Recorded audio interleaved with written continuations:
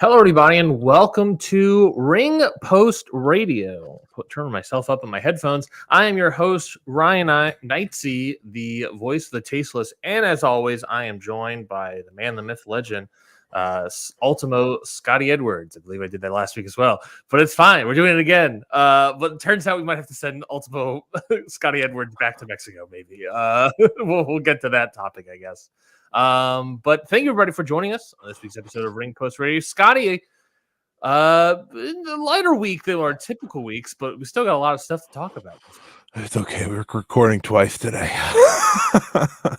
we got double duty today, so I don't mind a shorter morning. But I was late to the mic this morning, so I apologize. But I'm here. And we have enough topics, enough fun topics. You know, it's not like we're just talking nothing. We got some brackets to fill out, which I think is pretty cool. Very, very fitting. It is March Madness season, so it's only cool that we have two brackets to go through.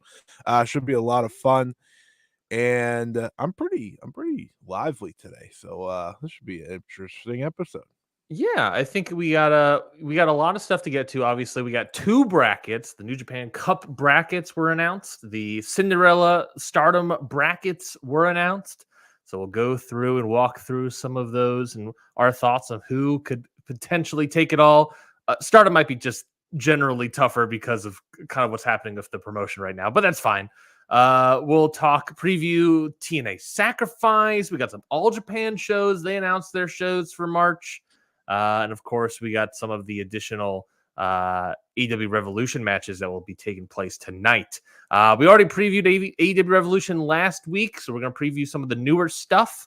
But of course, if you want to hear a review of that, we will be going live wherever you're watching us right now. We'll be going live through that product immediately following AEW Revolution. So whether you're watching us on Twitter at Scott E Wrestling or at Countout Pod, or if you're watching us on YouTube on the Countout YouTube channel, then stay followed or stay subscribed, because we'll be live streaming our immediate reaction and immediate thoughts to AEW Revolution. Hey, I got a question for you. Those pay-per-views. Yes, Scotty.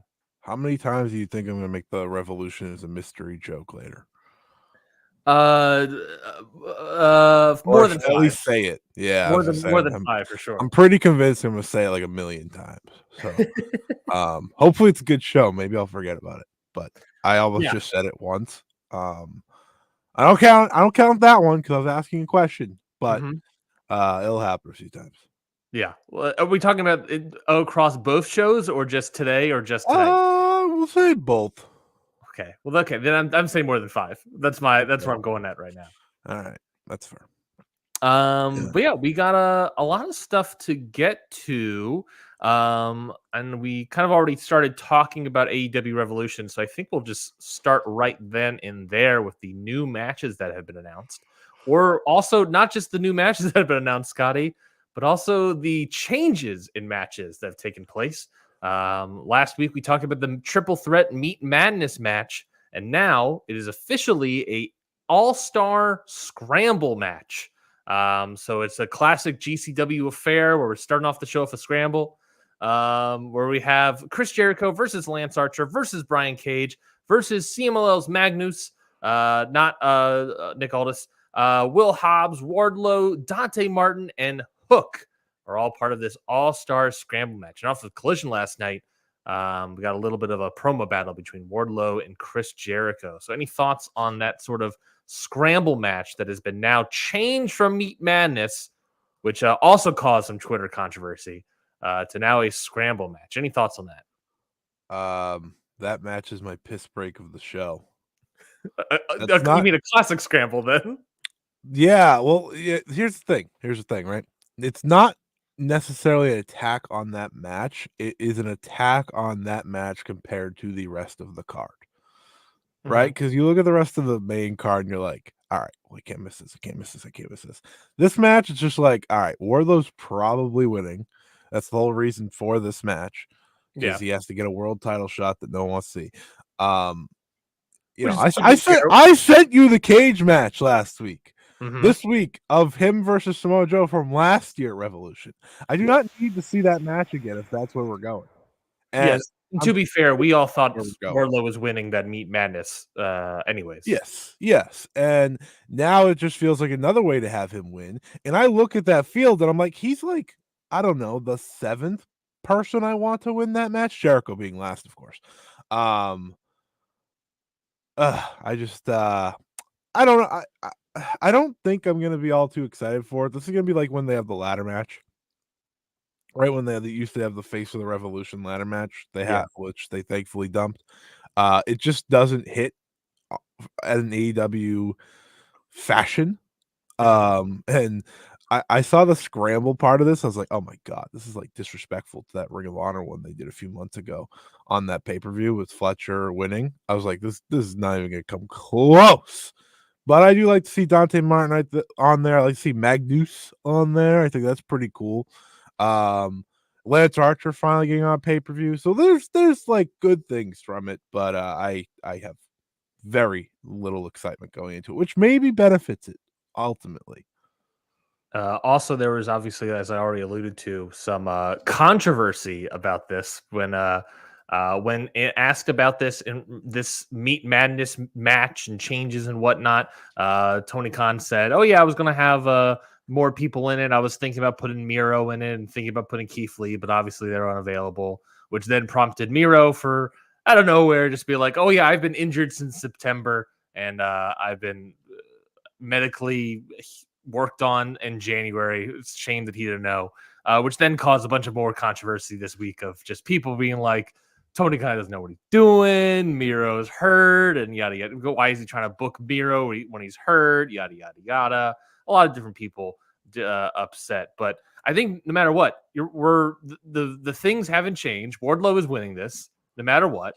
I said this to you in the group chat where, even if Miro and Keith Lee were in this, which I kind of believe that when Tony Khan is saying that he was thinking about Miro and Keith Lee being in this match, he was booking this match in December, and then neither of them were able to make it because they got injured and, all these sort of things.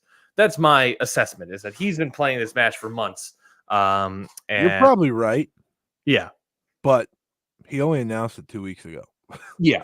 So the weird part of it is like he's probably planning it for months and then waited of like, do we do it? Do we not do it? And then he ended up deciding, let's just do it as a triple threat. That upset a bunch of people because they don't announce who's injured. And then like, you know what? We'll change it. Also, Chris Jericho wasn't doing anything on the show, so I know people don't like Chris Jericho, but he's a star. I get he's not doing anything. We got to put him in something.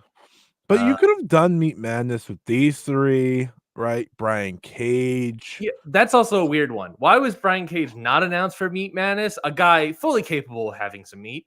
Hold on. Don't clip that. Like, I think you could have put, but here's the thing. Like, I think there was enough people on the roster. You could have just had this match and not really worried about it. Yeah, I think and I said Brother, this to you, Miro ain't worth it. I think the bigger issue is the fact that because AEW doesn't announce when people are injured, people's expectations were Miro, Keith Lee's back, and all this other stuff for the meat. Where's Brody King? Brody King put him in it.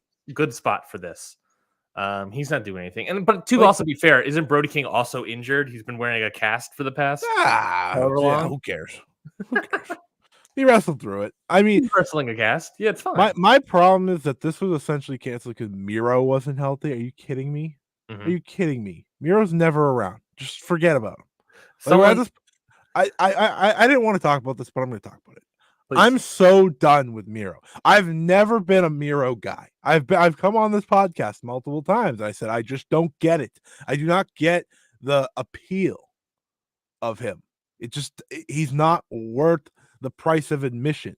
And seemingly every few months now, we are going to keep trying with this guy, and this guy doesn't want to lose. So give up. Get rid of him. He's not worth it. He's never done that much. Like, his biggest accomplishment is beating John Cena like a decade ago. Mm-hmm. Move on, buddy. And that tank. The tank and is that tank. And that tank. I get it. He had a very solid TNT title run. But you know what? That's in the past too. just like MJF's title runs in the past. We move on from these things for a reason. Do you ever like think about like a lot of people complain about Miro and being like, he only wants to win matches and all this other stuff, and Me and too, this man. guy doesn't understand his own spot in the card. Do you ever like sit back and think about like, man, remember when like everyone was upset Miro wasn't getting pushed or anything in WWE? Or like any of these other guys that kind of like complain about their spot in the card, which as a wrestler, I get it. You want to, if you think you're better than where you're at, then in some ways I would want that. But at the same time, it's like, man, remember how people were complained about him in WWE and Aleister Black in WWE and their spots and everything, and they thought they were better, and here they are, same sort of thing, and then they're just not booked. Interesting. It's almost like they were right. There's a common denominator, and it's the wrestlers themselves. Yeah, it is very true. I am wondering, based off this match, if they're gonna add Jericho like in some random match instead. Sure. If they continue doing the Meat Madness and instead yeah, they do something. because they clearly wanted to get him on this show. Mhm. Kind of happy we just put it all into one scramble now. Yeah, I'm fine with that. Everything else needs the time. This does Yeah. not. This can be 10 minutes. We call it a day. As it should. As it totally should. We've also announced some of the 0-hour cards. We have a tag match: Julia Hart and Sky Blue versus Chris Statlander and Willow Nightingale. That's actually an important match. Like that is a story that's been told for a few months now. So I'm cool with that, especially because Julia is just coming back. Yeah. Like obviously I would have loved the title match, but she's just coming back. That match fits. And it shouldn't be on the main card, obviously, right now. And then the 12-man tag team match of Jay Lethal, Jeff Jarrett, Private Party, Satnam Singh, and Willie Mack. I didn't even realize Willie Mack was here. Versus the Bang Bang Scissor gang of Anthony Bowens, Austin Gunn, Billy Gunn, Colton Gunn, Jay White, and Max Caster. Ryan, what happened? What happened? Trios Gold used to mean something to me. It used to mean something to this company. And now look at it. Nothing. Just two teams that I don't give a damn about having all of it. Oh, I'm so over it. Do you know what happened a year ago on Revolution? It was the Elite versus House of Black for the Trios belts. You remember how great that match was? Great match. One of my favorite matches of the year. Now it's a pre-show 12-man tag team match. That's not even being defended. What a shame. The Trios belts are supposed to be so much fun. And I'm watching, okay, listen. I get if you put them on Blackpool Combat Club, they would not be defended on this show. I get that. I'm fine with that. But they would be defended on other shows. It's not even like they're defending it on other shows. I'm angry. Or put the titles on like some CMLL wrestlers. Yeah. MLW knew what's up this week. AEW, it's time for you to know what's up. Yeah, this just in. By Mystico become an MLW champion. Scotty is officially a major leaguer. Major League Mystico. Yeah, baby. What's up? It's not great. A lot of people are upset about the Jay White of it all, but I get more upset about the trios titles. And you mentioned about like the trios titles used to mean something, and now they're just kind of nothing. I don't know, man. I feel like we had a similar conversation about the tag titles a couple months ago. When it was on tag titles, when it was on don't a certain mean acclaim, they're just on Sting when Sting's having the final match of his career, so we can't talk about that right now. Yeah. No, but I mean more of like when the Acclaim had the tag titles, it feels like we said similar stuff. Oh, you are absolutely right, my friend. You are absolutely right. And this isn't an attack on the Acclaim necessarily, but it's like the way they book them. It's not an attack on the Acclaim. Well, no, that's true. Like I'm over the Acclaim. I had that rant months ago, right? When they were tag team champions. But like this is how they're booking them. Mm-hmm. Like this is the decision to book them. And again, I'm not going to sit here and be like, oh, they're not in a title match on this show, but they're never in a title match. They're never in a title match. They just do the stuff with the Bang Bang Gang, call it a day. Like clearly, this is all leading to a double trios title match or something. But like, just get to it. No one's enjoying this. Are you enjoying this? I skip. Listen, I watched Dynamite and Collision, and do you know what I fast forward on every show every single time? I have never watched a Bang Bang Scissor Gang segment, and I've never watched a Undisputed Kingdom segment. I do not watch them. Yeah, and my time is much better spent by not watching them. That's where I've gotten with these two things. I watched the first segment for both of them, and I said, "This is not it." Everything else on AEW right now, pretty good to great. mm-hmm. This, yeah, not good. Not good. like I said, well, I'm if you're excited, if you're a Duluth, Georgia native, if you live in Georgia, maybe you should be excited about upcoming Dynamite because hey, we got a 12-man tag here with 2 different trios belts. Maybe we're gonna get the Acclaimed versus Lethal, Jarrett and Satnam Singh on Collision or Dynamite this week. So get into it for the belts. Maybe that's where the titles will be defended.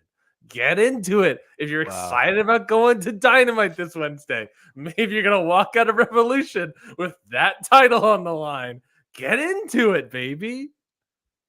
That's I appreciate your giddiness for I'm the one that lives in Georgia. I'm the one that's probably going to the show. If it helps, they're coming to Massachusetts like twice in the next month. Yeah, but you have a better show. You got big business coming your way. I don't have big business. I have, well, I don't know. There's teases of Okada showing up. That's probably pretty cool. That might work out for you. If he shows up, great. If he wrestles, I'm there. 100%. I'm there. You're there either way, but yeah, probably. I haven't bought my tickets yet though, so we're there you go. waiting. There you go. There you go. Speaking about CMLL wrestlers, there was a major report that came out this week as well, talking about CMLL wrestlers are in danger of losing their ability to work in the United States due to a bunch of luchadors' work visas getting canceled. If you're wondering, this isn't AEW, this isn't any other company that's having this issue per se, but specifically these visas were set up in a promotion out of Texas called Full Blown Pro Wrestling. Basically, they had visas. They were sponsoring the visas for a bunch of wrestlers. CMLL had some weird communication breakdown between them and the promotion. CMLL made some mistakes or whatever, and they're like, oh, we'll just contact the Department of Homeland Security, who doesn't issue visas. And now, because Full Blown Wrestling owner Jerry Cadena was told basically that he's, hey man, you're committing fraud. He's like, okay, I'm just going to cancel the visas. So not great.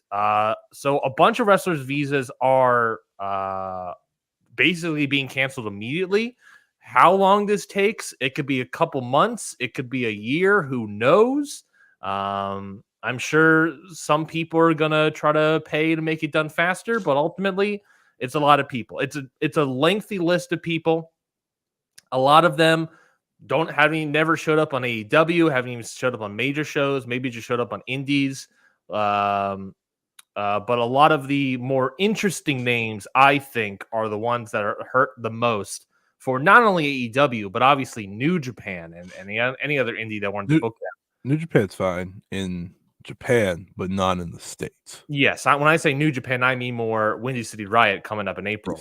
Yes. The big names that I noticed coming off of this that have their visas canceled immediately: Soberano Jr., Templario, Volador Jr., Hechicero, Blue Panther, and Mascara Dorada.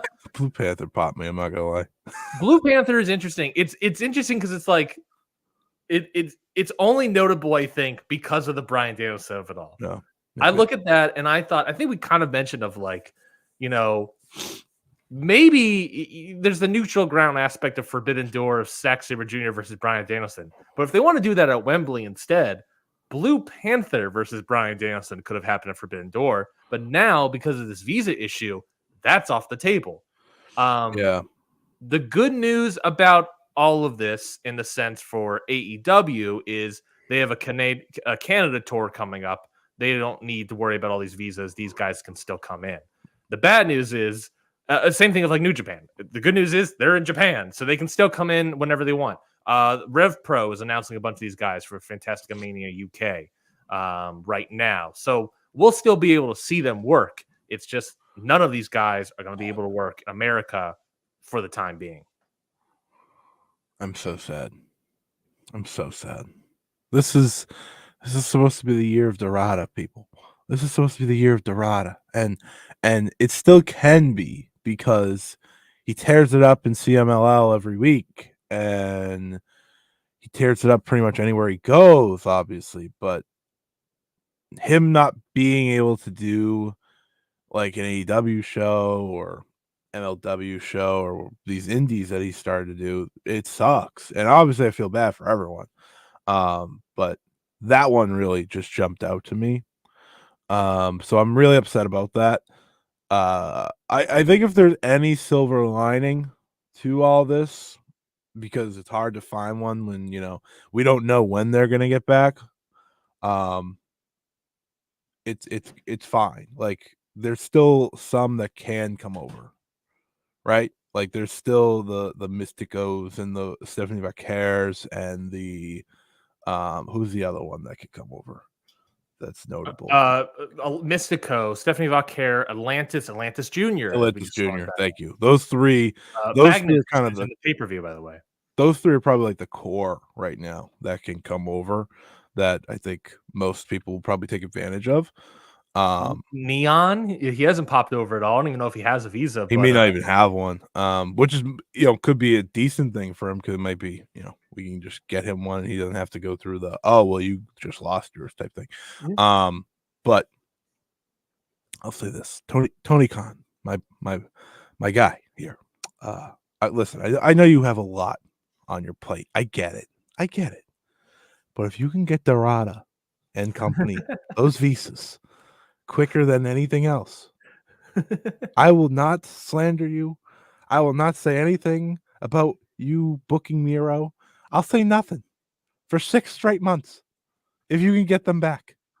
I think that's a fair trade. I think that's a very fair trade. But I do hope it figures itself out quicker, obviously, than possible. But the good news is there's still some CMLL talent that can go. And like you said, they have a Canada tour coming up. So hopefully they take advantage of that. Yeah. Mass fan in the chat, visa issues are the worst. Have they always been this bad? I mean, it's all, when you're ever working a visa, not just in wrestling, but anywhere, it's always an issue. If you recall, Mike Bailey was out of the States for 5 years. Why? Because of a visa issue. That 5-year ban applies to any of these wrestlers if they step into America right now, with their visa issues. So we definitely don't want that. We definitely don't want Dorada not in the States for 5 years. Oh, no, we do not. So, but if there's ever time, it's just one of those things for Soberano Jr. to finally use that 1-year New Japan contract that he supposedly signed. This is the time. I'm going to keep bringing it up until like he actually does something, because I don't get it. He hasn't even done the US right this year. Who, Dorada? Besides like a strong show?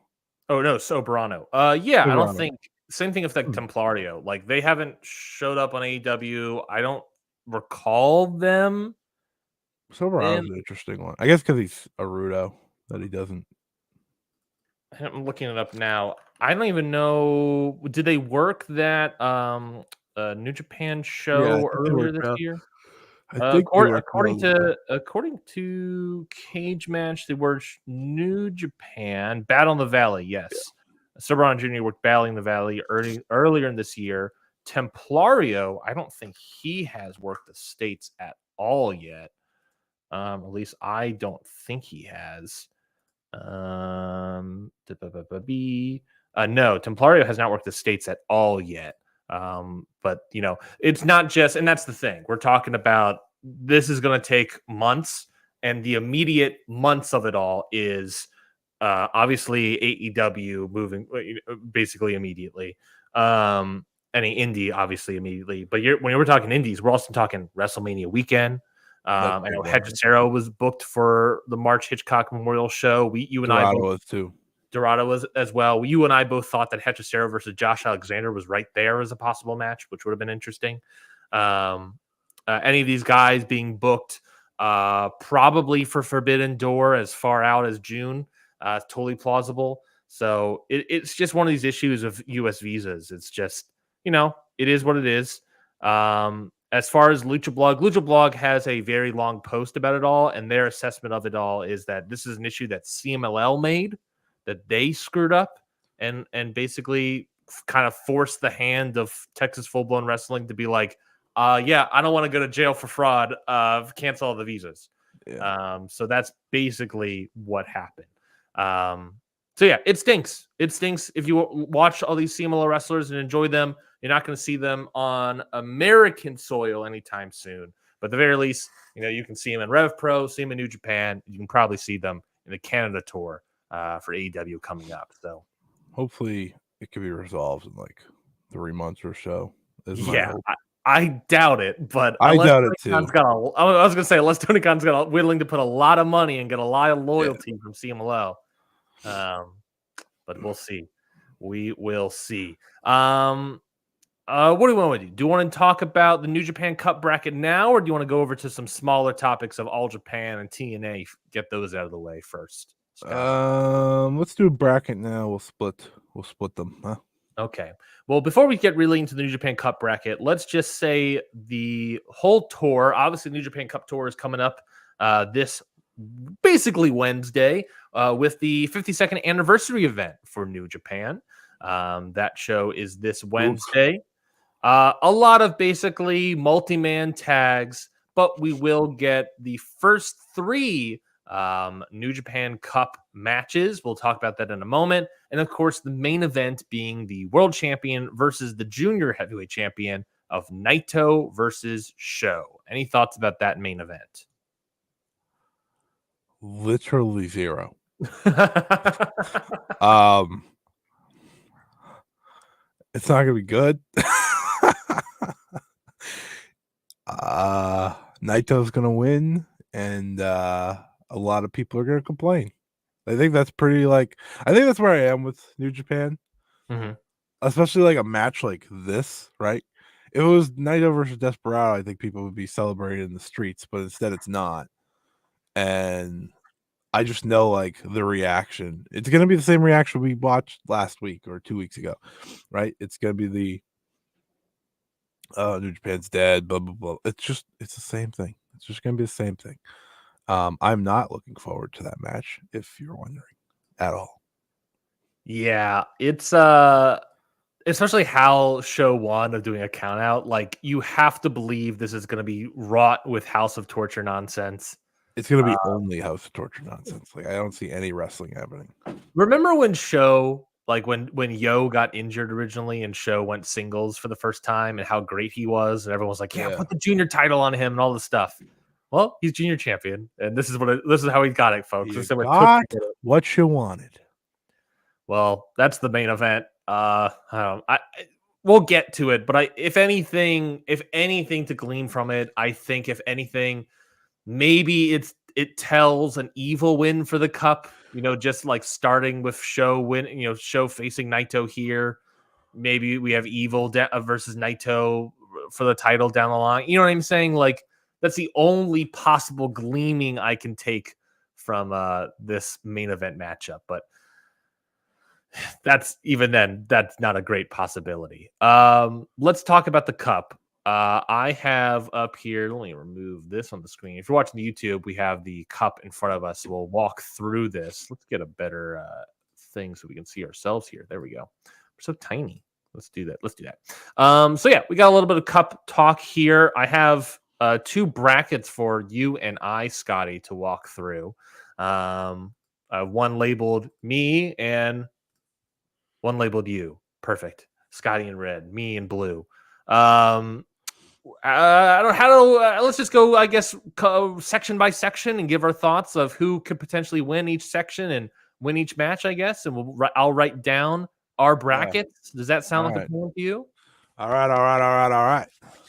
So obviously, we'll start off here with Sonata. Obviously, he's getting a bye. All 4 people that are getting buys are all previous New Japan Cup winners, that being Sonata, Evil, Goto, and Zack Sabre Jr. So I think that's a nice little interesting historical note. He's obviously getting a bye. I think it is not fully out of the question for him to win the whole thing. I don't think he will, but you never know. New Japan's been repeating a lot of matches. I don't think they will get to it, but you never know. But at the very least, I think he could be a gatekeeper as a former champion and a former contender for the title for any of these people. Any thoughts on Sonata and his chances of winning the cup? He'll probably be a Final Four guy at this stage, which is not exciting, but it's just how we're going right now. But yeah, I do pick Sonata to advance against himself. Perfect. He has to then face the winner of Kenta and Yoshihashi. Obviously, Kenta being the IWGP Tag Team Champion with Chase Owens. Hurts to say. Taking on a one half of Bishamon and Yoshihashi. Later on in the bracket, we have Chase Owens. If he passes Ishii, he can face Goto in sort of a similar matchup to this. I think, in classic New Japan Cup fashion, they like to build up tag team title matches, out of these sort of things. Mm-hmm. Do you think we're going to have like Goto over Owens, or do you think we're going to have Yoshihashi over Kenta here? For the love of God, we better have Goto over Owens. So I'm going to go with Kenta here. I think Kenta versus Sonata makes sense for the cup, but talk about a slow match. This is a rough New Japan Cup. Yeah. Top down, there's a lot of rough. I don't even have that many thoughts on like the left side itself. Like it's not even like a few matches. No, it's the left side of the bracket. It's like it's the absolute ruins of New Japan. The only hope I have in Yoshihashi winning means that we have the title challenge starting off here, and Ishii can beat Chase Owens, and and then it's Ishii versus Goto, and then we just have a fun match. That's my hope. I'm so prepared for Ishii to lose. Yeah, do I think that's likely? Well, honestly, like no, we talked about on the show like how I'm not like the big Ishii guy or something, but I would take Ishii winning over. I'd take him winning over. What's his name? Owens. Chase Owens. Yeah, I would take that 100 times out of 100. Yeah, I'd even argue 101 times out of 100. I agree. This match and the next 2 matches are all obviously on the anniversary show. So Kenta Yoshihashi, get into that, baby. Let's get to my pain now. Shota Umino versus Jack Perry. Obviously, Jack Perry attacked Shota Umino at the Battle in the Valley show earlier this year. Jack Perry also announced for Windy City Riot. It's real tough. The scapegoat has arrived. I fully expect Jack Perry to win this match. This is CM Punk's fault. Listen, everyone. I saw some tweets saying like the reason The Rock is doing all this great stuff in WWE is because of Jack Perry, because he made Punk it and went there and all that stuff happened. Then Punk well, you know what? CM Punk made this happen, okay? And I don't want to hear it anymore. I'm upset. I am upset that Shota Umino is going to enter the New Japan Cup, and when he and Tsuji and Uemura need to be winning, he's going to lose in the first round to the scapegoat. So you're thinking Jack Perry over Shota? I'm not thinking. I know how this company works. I'm not silly. I'm not stupid. I know they're not just going to give me the win here. No. This isn't going to end. I'm going to have to watch Jack Perry run his way through this tournament. And by the way, can we just add in here, Ryan, the idea that Jack Perry is a heavyweight? That means a lot of people can be a heavyweight, by the way. Not that I'm upset with him being a heavyweight. I'm just making the point that I don't want to hear the fight about certain people being heavyweights anymore. According to Cage Match, he is 5'10", 76 kilograms, 100 kilograms being the junior benchmark in New Japan. Okay. Toru Yano versus Yujiro Takahashi. I'm just gonna go Toru Yano, because him and Jack Perry makes more sense, I guess, because Jack Perry's a heel? Question mark. Yeah. It's well. For number one, let's talk about the Shota Umino Jack Perry thing real quickly. The fact that Shota Umino would have to be a surprise win to get the win over Jack Perry. Hear me out here. Wouldn't it have like made more sense if you had like, I don't know, Jack Perry versus Yujiro Takahashi and Umino versus Yano, like something like that in the first round, then they just meet in the second round, just so Shota Umino can get a freaking win. Even if it's versus Yujiro. Right. Like, I don't give a shit who he beats at this point. He just needs a win. He has 2 more singles wins since he's come back than Yuma Anzai. Yeah. Yuma Anzai's a rookie. I think, and to be fair, Toru Yano versus Jack Perry makes sense. If Shota wins, it's probably going to be Yujiro winning. So, God, I hope Yujiro wins. Because for the same reason that Shota versus Yujiro makes sense, and for him to beat Yujiro, because it's like, he just challenged Evil for the title, have him face Yujiro in like round 1 or something, get the win, and it's like, you beat House of Torture finally. For Shota to win and then beat Sonata and get to the Final Four. It's so easy. It's so easy. Yet Gato can't do it. Yeah, because he's a moron. I should also say the Jack Perry of all. I think you and I both feel Jack Perry getting the win here because I think, not to necessarily speak for you, but at least for me, think that we're getting some sort of shooter versus Jack Perry specifically at Windy City Riot in some fashion. Yeah, that's what I've committed myself to. Which it's Jack Perry's obviously booked for the show, so is Shooter. They don't have announced any matches for it yet, but the feud could end here, and then they're just doing something else. How little interest do you think Jack Perry has in doing this? I think it's so low, but like Tony Khan told him he had to. I don't know. I think he's gonna try. Well, he's definitely gonna try, but like I can't see him being like, I want to do Japan. Maybe. I don't know. I don't know what he thinks. All right, let's get to the real part of the bracket now. Yeah, so there we go. I have Sonata, Kenta, Jack Perry, and Toru Yano. We have the same picks. The exact same picks. Let's get to the latter half of left side. TJP versus David Finlay. David Finlay. I mean, for both of us, I think it's very obvious we're David Finlay here. We don't even need to like really talk that one through. I can make it, bro. Tangaloa versus Great Okan. Next match, Tangaloa still around. His brother's going to WWE. He's still around against Great Okan. Great Okan being a KOPW champion. Does Tangaloa beat Great Okan and be a KOPW challenger, or does Great Okan get the win and face David Finlay?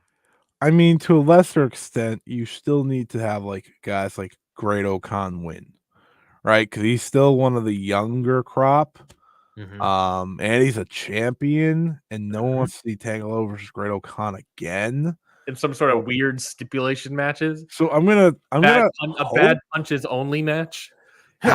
Yeah. Start doing it. Great Okan wins. Please, for the love of God. Oh, perfect. I'm gonna watch like. Well, real quickly, there's an update from Lavi here. Umino is not booked for Windy City Riot. Is that true? I fully thought he was. Let me look that up real quickly. Yet. Yeah, I fully thought he was. I fully thought I saw that graphic. Fully possible that he's not. According to Cage Match, he's not booked yet. Obviously that can change. Red Narita is though, baby. Ooh, yeah, baby. So does that change any thoughts of the Jack Perry? The feud could end here. No, I'm still gonna think he does, but would I still think Jack Perry gets the win? Yeah. All right. I'm gonna think about that and permeate that in my brain. Great Okan, Tangaloa. What are you thinking? I'm thinking. Do Do you want to see Tongaloa versus Great Khan in a handcuffs only match? Great Khan. There we go. Great Khan moving ahead. And look at that. Just like that, you're back to doing United Empire versus David Finlay. Exactly right. Did you hear Meltzer said Matt Riddle was booked for this, and then he just wasn't on it? Really interesting. I heard. I assume that Tanahashi would have been booked for this. No, he wasn't booked for it, anyways. I know he was booked for the tour. I believe. Yeah, he was just doing under matches so that he could make it to Genesis. Yeah, is it Genesis? Sakura Genesis. Next up, Ishii, Chase Owens. We talked about it before. We have Kenta going ahead. So if Goto is going to get that title challenge, he needs to beat Chase Owens, which means Chase Owens has to beat Tomohiro Ishii. That is what I think is reality. I don't want to pick been similar this entire time. I don't want to pick him, but he's going to win. Just pick him. Chase Owens. And I'm never going to say that out loud. All right, let's get to the real side of the bracket. Real the side A of the bracket. side. The ace side. That's screwed up, man. Bolton Oleg should win. That's where I'm at. I agree that Bolton Oleg should win. But nobody's realer than Hikuleo. Yeah, I mean, Hikuleo's going to get the win here. That's very obvious. Shingo Yuya Uemura. A very interesting one. Obviously, you have Shingo, just 5 guys versus LIJ, sort of continuing that feud a little bit. You also have post-haircut Yuya Uemura. Does he sort of like become a reverse Samson, where when he cuts his hair, he gets even stronger and even more powerful? Remains to be seen. Honestly, arm drag. It's really hard to decide what happens if Yuya Uemura. Yuya arm drag Uemura. But who knows? It really comes down to what his like new kind of gimmick is. Yeah. So I don't really know. Any thoughts on Shingo versus Yuya Uemura? If anything, it might be like more down ballot with Shingo and Yuya, but down ballot, down bracket. This is another situation where they need both of them winning. Mm-hmm. And that's obviously not going to happen. This is also a young guy versus a established star. And Yuya Uemura, does he get put over? Does Shingo put over Yuya Uemura?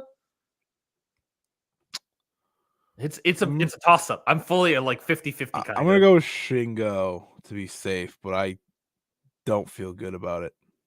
Mm-hmm. And then Callum Newman, Gabe Kidd. Shingo does do good in the cup, though. So yes, I'm gonna go Gabe Kidd. Gabe Kidd gets the win. Over on my side of the bracket, I obviously doing Evil, doing Hikuleo. That's very obvious. What's that? With Evil, a tough pick. Well, yeah, very tough pick. Who could have thought that he would have won? Shingo Uemura. If Uemura gets the win, then it's him versus Gabe Kidd. That's kind of interesting in terms of like future star idea. And then it's like the winner probably against Evil, which is also interesting. Nothing says interesting like Evil versus. I'm thinking Shingo gets the win, similar to you, with the exact same bracket so far. So we might have more interesting stuff later on, but I'm thinking Shingo right now, and I'll talk about it in a moment why I think Shingo.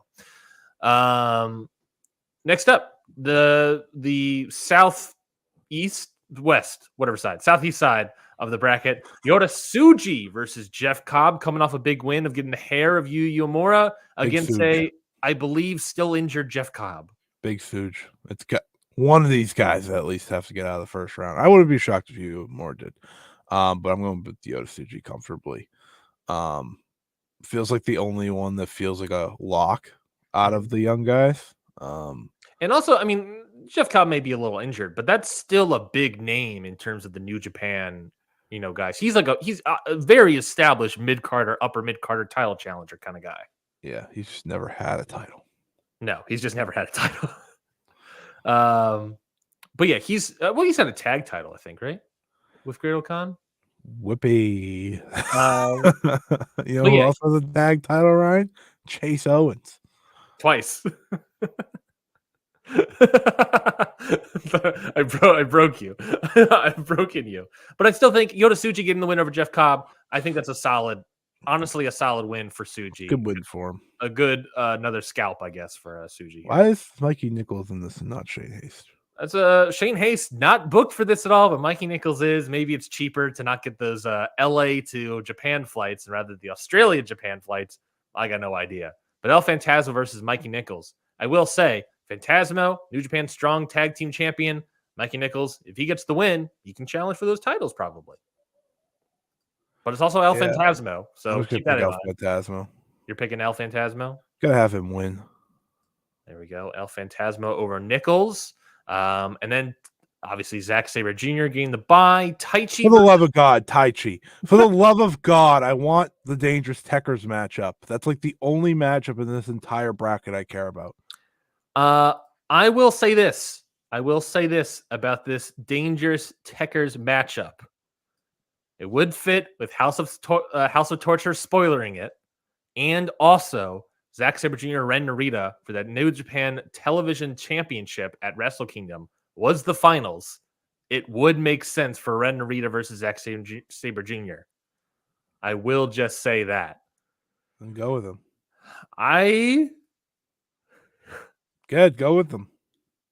I think it's pretty 50-50 to be fair. So I need to go with my heart one time.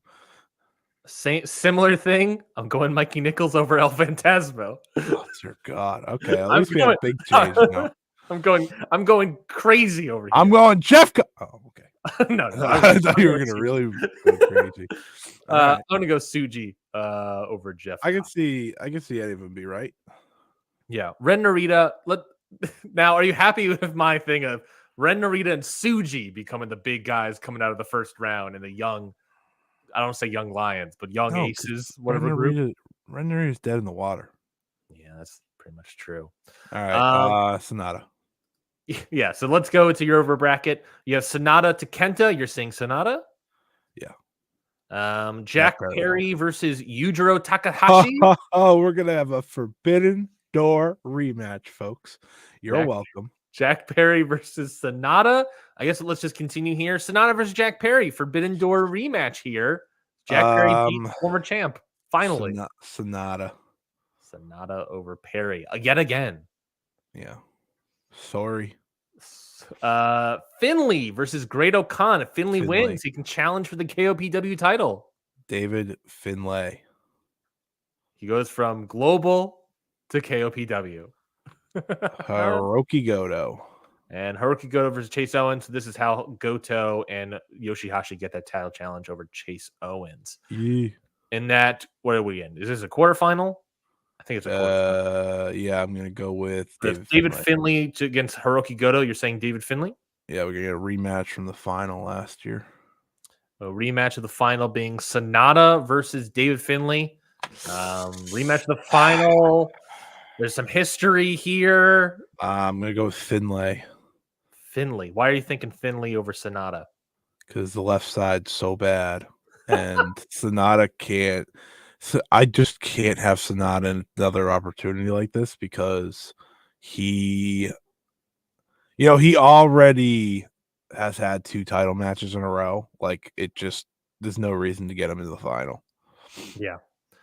I think I am pretty much the same as you. I think we're the exact same, obviously. Who won? It was Sonata won last year, right? Yes. He beat David Finlay in the finals? Yes. I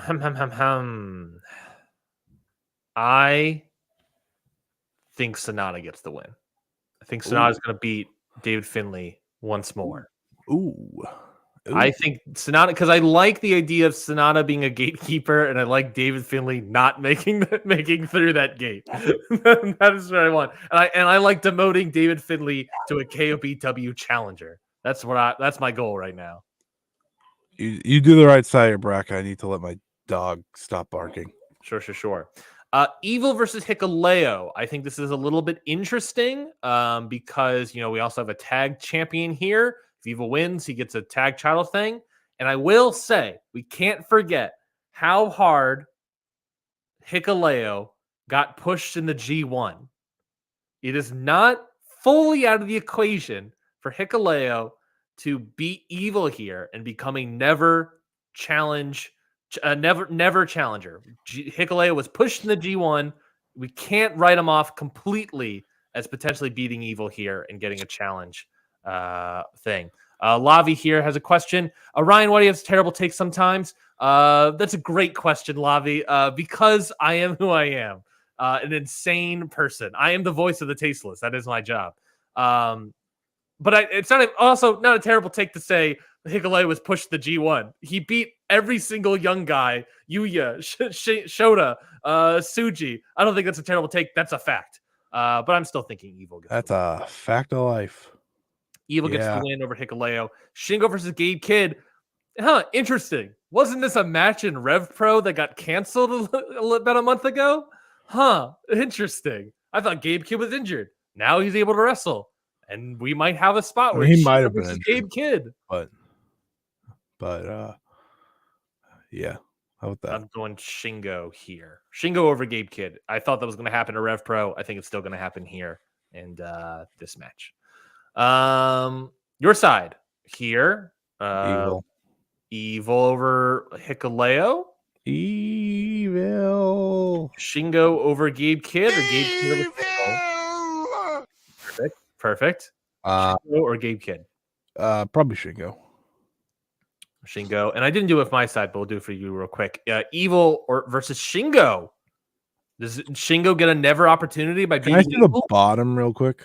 Sure. Just the bottom of the bracket real quick. Let's just do this here then. I think that makes sense. It's more interesting in the quarters and semis on this side, anyways. Suji versus El Phantasmos, who you have. Big Suge, baby. Ooh, interesting. He could challenge for the strong titles. Maybe that's Windy City Riot. Suji coming into Chicago. And then here, Taichi Zack Sabre Jr. Who wins in the Dangerous Techers matchup? We'll go with Zack. Zack Sabre Jr. He is the one shouting out Naito and wants to challenge Naito. And then this side of the bracket, you have in your final four of this side, final 8, I guess, Evil, Shingo, Suji, Sabre. Going to go with Shingo Takagi. Getting that win over Evil. He can challenge for the never. Is this half wishful thinking? Yes. Is this a lot of wishful thinking? Perhaps. Yota Suji versus Zack Sabre Jr. I will go with Zack to get to the final 4 here. Suji. Hey, Suji picks up 1, 2 wins, and then faces Zack Sabre Jr. Someone won. Yeah, that's pretty good. And then on the side, you have Shingo versus Sabre. Great match, baby. Great match. Because David Finley's on the other side, either guy works. But I think we're trying to keep Zack away from the title for now. And you don't want him to lose in the final. So I think Shingo versus David Finley is going to be my final here. Let's talk about that part real quickly. About Zack Sabre Jr. losing here and not wanting to lose in the final and everything. A big aspect that you and I talked about in the chat about the New Japan Cup is how largely it doesn't really matter who wins. Yeah, because this cup, the Moxley match is after Genesis. Yes, Windy City Riot is after Sakura Genesis. So the winner of New Japan Cup challenges Naito at Sakura Genesis. Whoever wins that match faces Moxley at Windy City Riot. Everyone's fully expecting that match to be Moxley versus Naito, which means the winner of this cup has to lose to Naito. Yeah. And if we're all thinking Zack Sabre Jr. as the next winner or challenger or whatever, big time challenger, he could be the Dominion match or something for Naito. He can't win the cup. If you want any of these guys to win the cup, they have to lose to Naito in the challenge. Right. Exactly. Now, maybe there's an argument of them winning the cup because they're ultimately going to lose the challenge, so it doesn't quite matter. But yeah, it's whoever wins this cup is losing against Naito. Now, unless they do insanely bold booking that they never do in advertising a match that they end up not having. Well, the Naito Moxley match doesn't change. The title would just not be on the line. I guess that's true. They could still do the main I event, think that's but what people they would be upset. To be fair, people would be absolutely, absolutely. they still could do it, and then they could also do a world title match with whoever else they're bringing in. I don't know, David Finlay versus I don't know. Yay. But ultimately, whoever's winning this is probably losing. So right now, you have David Finlay versus Shingo, who is going to be the challenger for Tetsuya Naito at Sakura Genesis. Scotty, who is your pick?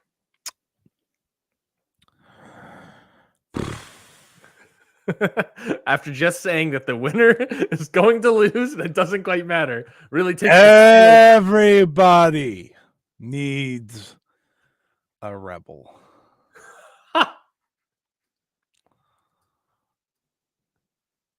What a terrible line. David Finlay getting the win. You did so good with the lines in the last one. Last one was like, oh well. Yeah, I'm gonna go with David Finlay winning the New Japan Cup. You know why? Because it'd be very fitting for New Japan in their current state.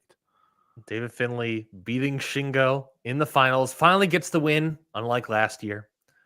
Oh man, it would be very New Japan to give us give us the hope of having Shingo versus Naito, and then just take it away from us. Yeah. I didn't finish my bracket here. I got Tsuji against Mikey Nichols. Well, Tsuji getting the win there, baby.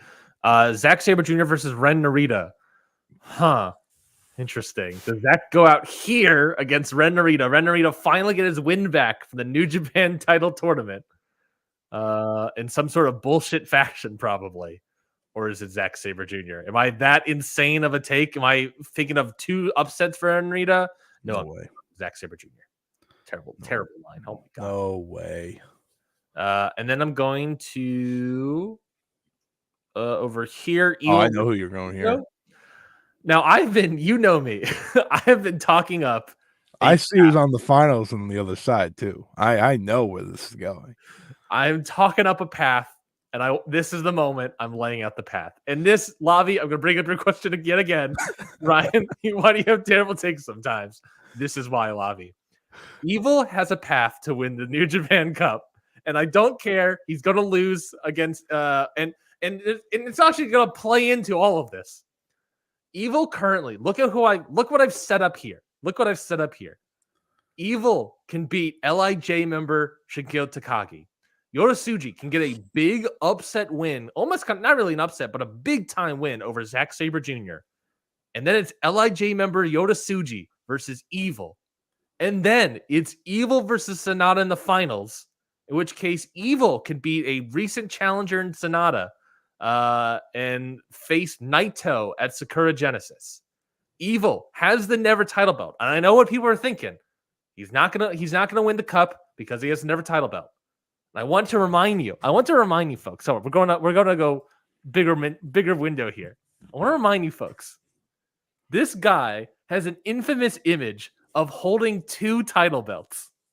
You don't see an image again of Evil attacking Naito at some point and holding the IWGP IWGP World Heavyweight title and the Never at the same time and recreating that image, but previewing the Sakura Genesis match that he's going to potentially take away the Moxley of it, the Moxley match and make it less interesting. The threat, that's the whole idea of House of Torture, is threatening to take away a good time. And to do that, I have to give everyone a bad time. So that is why I am picking Evil over Shingo. And that is why I'm picking Tsuji over Zack Sabre Jr. I'm picking Evil over Tsuji, Evil over Sonata to win the whole damn thing.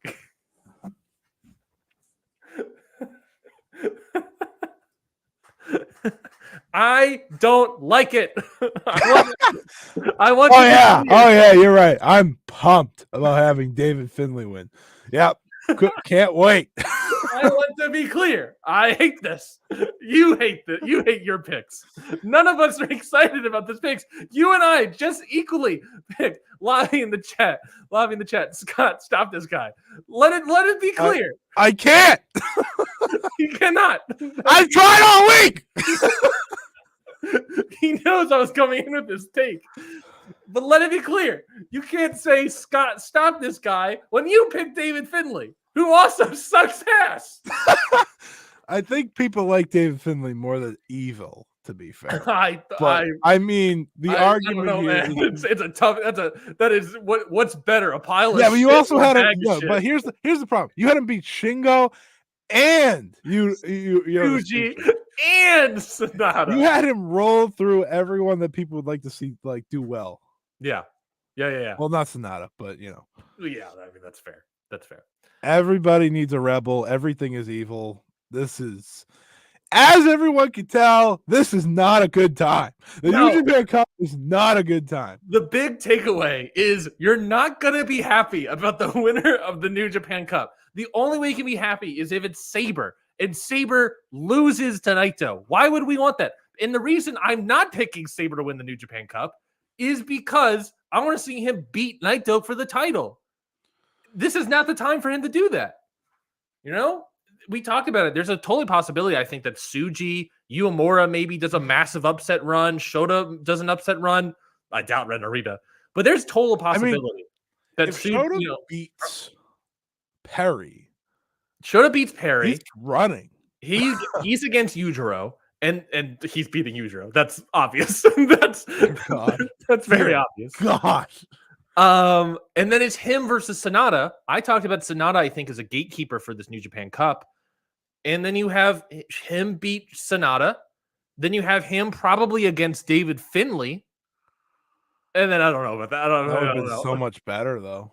I would be so much happier about this bracket. But what you're bringing up is, I think, a similar theme of what I have about Evil. We're talking about path, right? And an interesting storyline path. He beats Jack Perry. That's what I talked about. Oh, with Shota. Okay. Yeah. With Shota. He beats Jack Perry, a rival sort of person. He then beats House of Torture member Yujiro Takahashi. He then beats Gatekeeper Sonata. He then beats Bullet Club War Dog winner David Finlay. And if he can meet Ren Narita, a rival somehow, if Ren Narita somehow makes it to the or Evil, or more likely than Ren Narita, Evil, then he beats Evil, House of Torture member, to win the New Japan Cup. That would be a great path for Shota Umino. It's just neither of us think it would be. It would be a great path. That's why they're not going to do it. Yeah, I agree. Everyone needs a rebel. And maybe that is why Shota Umino hasn't been announced for Windy City Riot. Because he might be winning. I hope that you know what? I hope that happens. Do I think it's gonna happen? No. You know why? Because the scapegoat is here. And by the way, that would be a massive push for Shota Umino. If everybody's clamoring for we need to build up these new stars, the only person that I think has the most interesting path, quite honestly, Tsuji has an interesting path as well. But I think there's more story in Shota Umino. Shota Umino beating House of Torture, Gatekeeper, War Dogs leader, House of Torture Evil to win the cup. That's a massive push, massive chance for Shota Umino to get into the finals and ultimately lose to Tetsuya Naito. But that's a big push. And I think that's a total possibility. But obviously, I'm picking Evil. You're picking David Finlay. Because at the same time of do they push the young stars, there is also the question of elevating these mid-card guys to being proper title challengers, not only title challengers, but potential title winners. That's a big issue for them right now is they have so many mid-card guys. None of these undercard titles matter right now. So we need to elevate some of these guys into that next step. Evil winning the cup might elevate the Never title in some fashion. I doubt it, but in some fashion. Sabre winning it would be nice for him. Sonata would be not that interesting. But you know what I'm saying? Like they need to bump up some of their mid-card guys into being actual, title challengers. We talked about this in the chat with All Japan. All Japan doesn't really have like a lot of big time threats for Nakajima other than Kento Miyahara. And you mentioned that in a weird way, Rookie of the Year, Yuma Anzai is a solid potential winner and defeater of Katsuhiko Nakajima in All Japan. It's totally plausible possibility. And they have a similar problem. They need to build up more like mid-card guys to be actual tenders. New Japan has a similar problem where they need to build up all these other people. They don't really have young guys that can really probably take away Naito's title right now. I don't think so. No, I think this bracket's awful, and I am probably going to watch like less than 50% of it when it's all said and done. But there are ways to make it good. So I'm sure they will not go down that road. If you're a hopeful person, if you are an optimist, I think you should be voting and choosing Shota Umino to win this bracket. I think if you're real, you should be picking Shota Umino. Yeah. I'm not real because I have no hope in this company. Same. And that's why I'm saying everything is evil. Everything's ass, bro. Everything is cheeks. Oh boy, New Japan Cup, baby. Get into it. Get into it. No matter what. Bullet Club on top. Bullet Club on top. God. Oh, we suck. I agree. Suck. Oh, Jesus. Well, how do we go from here? Let's I already brought it up. Let's talk about All Japan. They have some shows. They announced their big time shows, their schedules this week. Do you want to walk through All Japan's schedule, or do you want me to walk through some of it? I got 3-9 and 3-10 up for right now. I have it up, so you can, if you like. I'll start with 3-9. I'll let you take over then. 3-9 has 2 title matches on the show. I believe. I don't know about the main event. I think this might be the main event. I don't know if this is in proper order.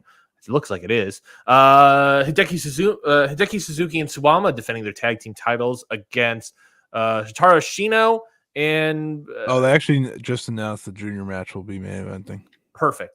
I'm so glad. That's a better thing. Well, I've already mentioned this, so I'm going to say it. Shitaro Shino and Kuroshio Tokyo Japan. And the tag team title match and the main event, as you already just said, Dan Tamura defending his world junior heavyweight title versus Rising Hayato. I don't see the tag team titles changing in any capacity. Shiro, man. I don't think Ikemen what happened getting the win here. He has been winning a lot, but still, I don't think he's getting the win here. And the fact that you said that the World Junior Heavyweight title match is the main event, I think it's Rising Rising Hayato. I love Rising Hayato, and I'm very hopeful that he gets the win. My hopes are up, all the way up. So hopefully that is what they do. I think this match should be very good, and it's beyond Rising Hayato's time to be junior heavyweight champion. Yeah, I fully agree. So I think him beating Dan Tamura, this is his 4th defense, by the way. He's got a healthy enough reign. He can lose. Yeah, a solid reign. I never got fully into it. I never got fully into Dan Tamura's reign. I've mentioned it before, but him beating Rising Hayato, a guy I'm into, and a guy that, I don't know All Japan enough to really say this. Do you feel like Rising Hayato is a bigger star than Dan Tamura in All Japan? Yes. Yes. I feel like he is. Yeah. And I feel like at a time where they have a bunch of injuries, I think it makes sense for them to maybe build up and make a bigger star for their shows. On your card here, they have some interesting stuff. Katsuhiko Nakajima teaming up with Hokuto Omori versus Yuma Anzai and Ryuki Honda. Any other ones that are really interesting to me? Not really. There's an actress girls match as well here at the top. But they got a lot of other kind of reason Shuji Ishikawa is no longer in the company. Is actress girls? Yeah. Yeah, so that is the 3-9 show. Then they have the 3-10 show. The next day. Oh geez, it's in oh god. I'm clicking on so many things. It's not in English. I need to change this to English. I can't read Japanese lettering. There we go. Do we have a main event? I assume it's the Yuan Zai Triumphant Return Memorial and Triple Crown Heavyweight Championship Prelude Tag Match is the main event of this show. Katsuhiko Nakajima and Hartley Jackson versus Rika Honda and Yuma Anzai. Who's winning that one, Scotty? Probably Nakajima. Should be a good match, though. Yeah. There's also a special singles match, Yuma Aoyagi versus Fuma. And then they have a bunch of other undercard tags as well. They're sort of continuing in both two nights, by the way. Kento Miyahara and Ren Ayabe versus Jun Saito and a different tag partner for him. So they're sort of continuing the Miyahara-Saito feud. Well, not really. Yuma Aoyagi is doing his own thing, I guess, but they're at least continuing that in some fashion. So I guess there's that. Should we just talk about the other shows as well for the rest of the month? No, we can save it. They're all at the end. Yeah, the big time interesting one is the 30th, and that is at the end of the month, obviously, and that is the Yuma Anzai challenging for Nakajima. But we'll get more into that as it gets to it. Too far away. Yeah, way too far away. There's also a special singles match. I don't remember what night it is. Non-title Nakajima versus Fuminori Abe that I am very interested in. That's real. That is very real. Oof. Man. Flip a coin here, Scotty. TNA Sacrifice or Stardom Cinderella? Okay, well, one of those I like and one of those I don't like. So start off with TNA is what you're saying? Do we end strong or? Yeah, just the TNA. Let's get TNA out of the way. TNA Sacrifice. You have the bracket. Are we doing a bracket again? I can. Because I don't know if you know this, but I Englished it. I can. Yes. Can you send me the English bracket and the? Actually, do I have the English bracket saved here? I think I do. I'll send it to private chat. Make your life easy. Yeah. Yes. But all right, let's do Sacrifice. I'll walk us through this while you get that together, huh? I appreciate it. All right. So the World Tag Team titles are on the line as ABC. Ace Austin and Chris Bay defend against. Oh, Ryan, I know you're excited for this. I can see it on your face. Eddie Edwards. And Brian Myers. Oh, and this is. I want to be clear. This is the first non-Scott D'Amore book show. Yes. Book show. Yes. Oh, okay. Interesting. Still looks like a Scott D'Amore book show, but that's fine. But I digress. Does that excite you? Does that how do I put this? How do I put this nicely? No.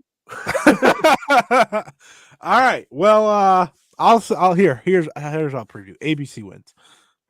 Yeah, I think they win. I think that's fine. All right.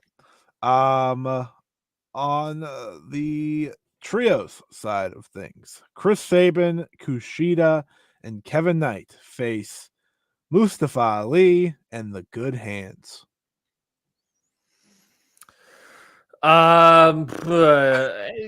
It's a fine special 6-man tag to special's a little strong. I don't know. It's they're continuing the feud of Chris Sabin and Ali, and I don't know. Unless we're putting the X Division title on Kevin Knight down the line, I don't think I really care. Okay. We have special singles match. Also some news for TNA as they officially signed Alexander Hammerstone to a contract that was announced earlier this week. And it will be Josh Alexander versus Hammerstone 2. Now, does that excite you? That does excite me. Whoops, sorry. I have that on the screen. Get that out of here. I think they officially announced that Alex Hammerstone has signed with the company. I think that is a fantastic signing for them. We talked about this when he debuted in the company at Hard to Kill, that he's a guy that they should sign, that is the right level of a signee for Impact for TNA. So that is a guy that they should bring in. They had a really good match at Hard to Kill, and you can tell that it was laid out extremely well, worked really well. And I feel like Hammerstone at the very beginning was a little nervous, Now that he has a contract, now that he's going for the second one against Alexander, I think this match will be even better. I'm actually very much looking forward to this match. Knockouts World Title. Jordan Grace defends against Tasha Steelz and Zaya Brookside. Good for her. Good for Zaya Brookside getting a nice little title match here. To you. Was it to you? It was someone. I think it was to me. Who would have thought Zaya Brookside would have got a world title match in the States before Mariah May? I think anybody. I think AEW likes to go slow, and TNA is like, hey, we got a little bit of a start here in Zaya Brookside. Well, to be fair, Mariah was signed first, though. Yeah. So, like, yeah, my point still stands. Jordan Grace is obviously getting the win, and I think they're just doing it as a way to be like showcase Jordan Grace and her strength or something. I don't know, by beating two people. The real main event.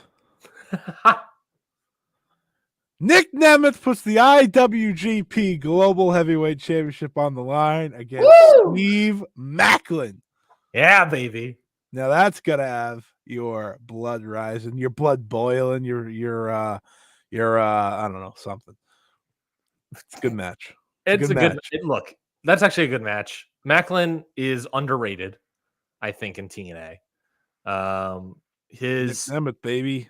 He was a really solid world champion last year for the short period that he had. He had like a really great match with PCO in a world title defense. In a weird, you can't believe it, but I'm saying it. He did. He's underrated in this company. Nick Nemeth, obviously, coming off of a title win over New Japan Cup winner, according to Scotty, David Finlay. And defending the title against Macklin. Hey, look, I mean, Nemeth is obviously winning, but it should be a good match. I think there's no reason for it to be bad. I think it's gonna be the best match on the show. It's plausible. It's certainly plausible. I think if anyone, Hammerstone and Alexander is giving them a run for their money, but hey, that's fine. If we get I get 2 3.5+ star matches on this show, you'll be very happy. I'll be walking away. And what is titled the first time ever TNA World Championship match? What? It'll be Moose. What does that mean? Hold on. What does that mean? This is the first time ever this has been for the TNA World Championship. That is what that means. Against each other? They've never faced each other for the no way. TNA World Championship. Looking this up. That's not that hard to believe. They weren't in the company together all that long. I just feels like they were. It just, you know what I mean? It just feels like they've been in the company forever. It's not a lie. I forget that he's also. They wouldn't lie about this. This isn't something worth lying about. I don't know, man. Moose versus Eric Young. Does that get you excited? Does that make you? Never mind. Does that? No. Okay. Cool. Here, you know what? I think there's an argument that Moose is the worst world champion in America. Okay, let's go through the world champions. We have Samoa Joe, great, obviously great. Mm-hmm. Roman Reigns.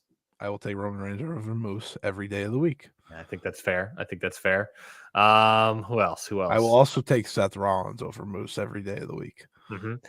By the way, not only is this a first time ever TNA World Championship match, this is the first time Eric Young and Moose, yes, for sure, definitely, look according to the cage match, the first time they've ever wrestled in a singles match ever. Oh, baby. Oh, yeah. This actually is a big time match for TNA in a weird way. Two of TNA's top stars. TNA.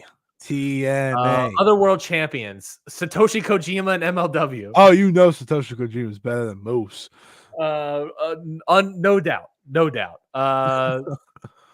Who else? EC3. Eddie Kingston's the Ring of Honor world champion. EC3 and NWA. Is he better than Moose? Oh God. That's a thinker right there. I mean, immediately I feel like no, because it's NWA, but at the same time, Moose is not great. But Moose has his moments. I don't feel like EC3. What moments? I didn't watch Hard to Kill or whatever the fucking Hard Times pay-per-view last night? Because I can't. So I don't know if EC3 has his moments because I can't watch his moments. Yeah. Yeah. I'm picking Moose. I'm gonna give it I'm gonna give it a push. I think they're equally bad. Congratulations. I think that's fair. They have their own reasons for being bad. But Eric Young, Moose, who do you want to win? Who I want to win? Honestly, who do you think's gonna win? I think Moose. I would love Eric Young to win. I think that could be fun. That could be interesting. It'd be a good way to stabilize TNA right now. I think that might be true. Remember when Eric Young had that sick match like a few years ago? I forget who it was against. Was it Josh Alexander? Yeah, I think so. Or Eddie Edwards? Well, it was one of the two. Frankie Kazarian. I just remember it was a shocker. I was like, what? It was probably Josh. Yeah, I mean, Eric Young's still pretty good. Yeah, I think he still has it in him. I think I would love for him to sort of lead the charge in TNA in this new regime. I like the idea of him being a Scott D'Amore guy and him losing the Moose, that sort of thing. To be fair, Scott D'Amore booked Moose to be world champion, so I'm not. That's true. I think that's where I'm at right now. It's hard to really do a full preview because this is the first, booked match by this new regime. Not really new regime, but Scott D'Amore not at the helm. How long until we give up on TNA? I think this is the show that will test that theory. Well, yeah. Well, isn't their next show like a big one? Like a real one? A real one. I like a real show as opposed to Sacrifice. Rebellion. Their next big show is Rebellion, April 20th. That's a real one. Got the Palms Casino Resort, which is a big time arena. Not big time arena, but a bigger venue for them. So that will be the decision maker. That's probably true. I won't make the TNA Plus special a decision maker for the fairness. That's fair. This is Sacrifice is a TNA Plus and Rebellion's a proper pay-per-view. That's a great point. Let's see what this pay-per-view turns out to be. And then we'll gotta be Nick Nemeth versus Moose, right? I mean, Nick Nemeth is on the poster. He should be on the poster. He's the only guy worth a damn. I agree. But he is on the poster for Rebellion. So I wouldn't be shocked if he wins the Impact World title here at Rebellion. And would you be into that? Would you be into Nick Nemeth, TNA champ? Of course I'd be into Nick Nemeth as world champ. He saves me from David Finlay. He saves me from Moose. That is the most wanted man. He says booking David Finlay to win the New Japan Cup. Listen, I didn't want to book David Finlay win the New Japan Cup. That's just how the cookie crumbles sometimes, buddy. All right? Sometimes the cookie crumbles in a way that you don't have to like, but you have to live with. And that's how I feel about that. Let's talk about Stardom. Yeah! Stardom Cinderella tournament. Exciting week coming up. Yes, it starts Saturday, if I'm not mistaken, right? Stephanie Vaqueras in Stardom, Saris in Stardom. We're living. Yes, it starts on, I believe, Saturday, right? 3/9. Moss. Yes. Live in Moss. Ooh, Taco Bell. Shout out. I'm going to text you last week, but I 100% went to Taco Bell immediately after recording. Well, you were telling me you were hoping. I was planning on it. I definitely did. Yes, this show starts. Stardom Cinderella tournament starts 3/9 and continues 3/10 up until the finals on March 20th. Interesting tournament because as we sort of talked about, changed it. What? Say it again. They've changed it. They've changed. How? What do you mean they changed it? Main eventers are essentially no longer in the tournament. So their decision was the new people running it. They were going to give opportunities to pretty much everyone that isn't that hasn't been a World of Stardom champion or a Wonder of Stardom champion. The only former Wonder of Stardom championship in this tournament is Mirai, and that is because she is the reigning, defending Cinderella winner, having won the past two tournaments. it would be wrong to not have her in there trying to make it a three-peat. She would be the first person ever to do so. But there are 8 wrestlers that were essentially handpicked. So all the finalists from last year, Mirai, Mai Sakurai, Waka Tsukiyama, and completely blanked. I'm trying to look. Well, Waka Tsukiyama, Mai Sakurai, Mirai, and Ami Sarai. And then Sue Suzuki gets a bye because she won the 5-star, and then 3 hand-picked choices from the from the company itself, picking Hazuki, Azumi, and May Sarah to all get buys. So that's how this breaks down. That's how the cookie crumbles. That's the company picking a lot of some interesting stars. Interesting. Yeah.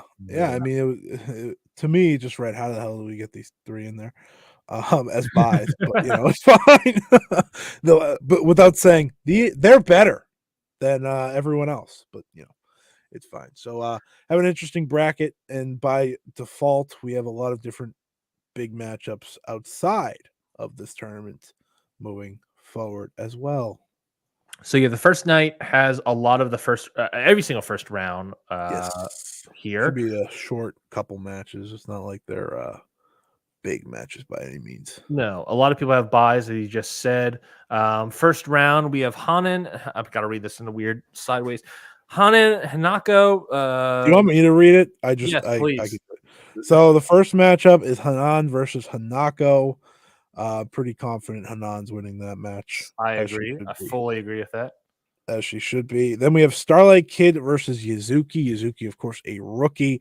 Pretty, I will say, in past Cinderella tournaments, it's hard to have safe bets. That's how we ended up with the Final Four we had last year. True. But I do think that the new booking system will be a little safer when it comes to top stars. I would definitely pick Starlight Kid there. We're doing this one together, by the way, folks. This is the collective Ring Post Radio bracket. If you want to hear me kind of dive in to this full bracket a little bit more, you can listen to my Joshi show, of course. But we'll continue here. It'll be Xena versus Momo Kogo. I think Xena is a pretty comfortable pick there. She's been very good since returning. Yeah, I don't see Momo Kogo's just coming back as well. Yeah, I mean, would it be a shock for Momo to win? They seem to be behind Xena. I agree.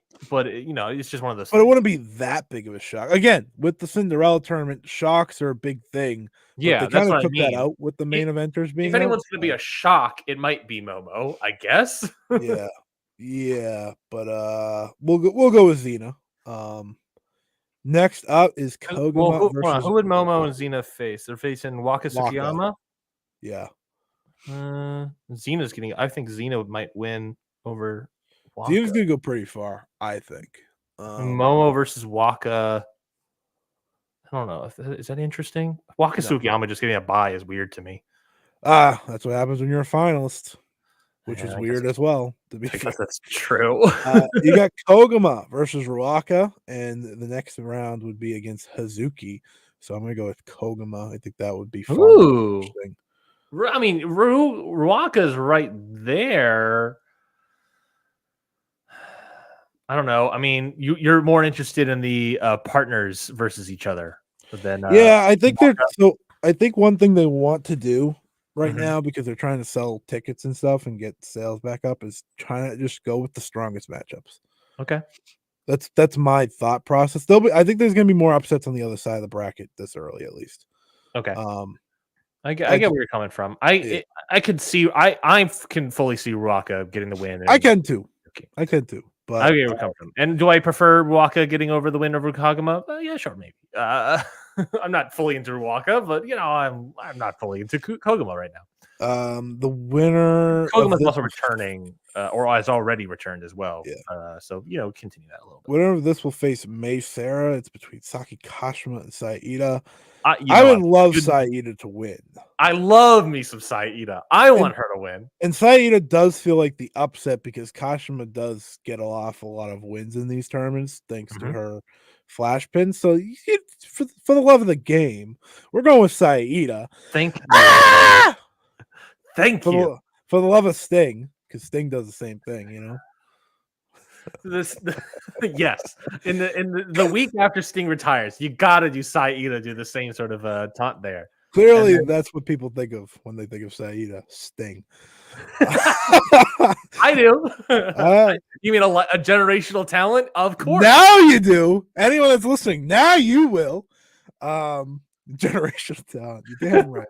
Yuna Mizumori versus Lady C. This is a real toss-up because the winner faces Ami Sarai, and I couldn't be less interested in that. Because I do not like Ami Sarai at all. I don't know, man. Go with Yuna, I guess. Okay. Because she's a cosmic angel and they're pushing the cosmic angels hard. Okay, then we'll do that. That's my mindset here. What faction is Lady C in again? Queen's Quest. Yeah, fine with Yuna. I'm fine with that. Azumi will face the winner of Sayaka Karara, who does not have a win in her career, against Natsuko Tora. Unless it's an upset. yeah, I think we can make that one easy.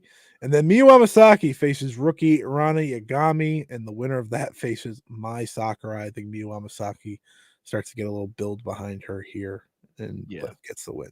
Easy win over a rookie. Now this is where it gets interesting. So no, well, before we move on, I want to talk about the weird aspect of, obviously. So part of all of this that we have to think about is the whole Rossi Ogawa Stardom stuff of what is happening with these talents. Are any of them leaving in March? Who's getting pushed in this new regime? Cinderella tournament's a great way to see who they actively want to push. We have to put some thought into, and obviously already some people are getting announced for April shows. Do you have any thoughts to say to that sort of aspect? A thread that we've talked about already on the show. Yeah, I do. Got a lot of thoughts. Can I talk about it? Yeah, for the most part. I mean, I think you're going to see some upsets here. And maybe it's going to be ones that we don't know about, obviously, that maybe have more realization after the fact. Because here's the thing with Cinderella. Upsets are normal, right? So it's like, you probably won't think of anything of it, but when the end of March comes around and you look back, you're like, that makes sense, you know? Yeah.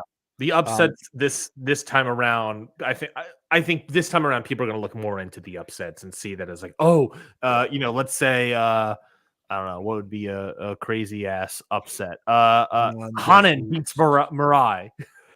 Yeah, I mean, anyone beating Mirai at this stage earlier than like the semis would be a big deal because she's won 2 straight. Yeah. If that's a big upset, then it's like, oh, Mirai is leaving Stardom at the end of the March, and she's gonna pop up in Rossi's organization. I think that's. And here's the thing: I think Hanan's getting pushed right now, so it makes that even more interesting. But that's the thing with like multiple matchups, of course. Plus, you also have the idea of like, who does Bushiroad like versus Rossi like, and you also have to remember of how long Bushiroad was properly booking these people versus Rossi. All right, so let's start with the right side. Okay. We'll Mai Sakurai versus Miyu Amasaki. Yeah, I think Amasaki's winning because I think Mai Sakurai's leaving. Okay, I'll take your. She cried a lot after her title match, the New Blood title match. Kind of felt like an unofficial and she has. I don't think she's won since. So like, just a thought there. And also, I think Miyu Amasaki is kind of the person they would rather push right now. Anyways, then we have Azumi versus Natsuko Tora. I only see Natsuko Tora winning here if Azumi is also leaving.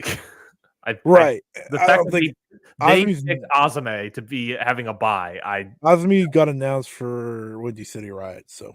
Oh yes, I totally forgot about that. Yes, Azumi should be winning this match. Azumi's one of the 3 people I think should be winning this tournament. To be fair, I agree. That would be a nice bump up. Yuna Mizumori versus Ami Sarai. Oh, Ami Sarai. I mean, Ami Sarai probably, right? Yeah, I'm not excited for that. Saida Mai Sarai. That's real. That's real. That's a real match. Probably May Sarah, but you know what? It's the fact that Ida got here that matters. You know, if Ida won though, Sai Ida versus Ami Sourei. we'd be picking Ida all the way, baby. Ida versus Azumi. Well, I don't know about that anymore, but that'd be real. What do we got? Hazuki versus Koguma. I think Hazuki's gotta win. I agree. Like Hazuki, you got to be go with Hazuki. I feel like Hazuki had like a weirdly underrated year last year. Like she was one of the best Stardom wrestlers last year. Yeah, but she didn't like do. She did stuff, but she didn't do much in a weird way. I'll say this: the Cinderella kind of has the same feeling of the New Japan Cup in that I don't think the winner matters in terms of like winning the belt because when's the title challenge? Do we know? It's based off of scheduling. It's probably either going to be the US show or the Buntai show at the end of April. And what's that? American Dream US show is March 4th. 3rd. That would be bold for them to do it there. Yeah, but it would probably depend who wins too. I'm gonna assume they don't do it there because I don't think Sayori's probably gonna go over. Yeah, if they do it there, it's got to be someone that they believe is big for the American audience. Well, yeah, and I don't know for sure if Sayori's going because she obviously isn't part of the company.